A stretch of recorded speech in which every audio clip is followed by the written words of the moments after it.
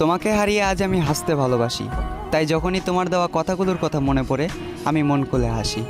সবাই শুধু উড়তেই দেখলো, কেউ পড়তে দেখলো না, যেমন আকাশে উড়ন্ত ফানুস। আসলে আমি হাসির আড়ালে কষ্ট লুকানো একটা মানুষ।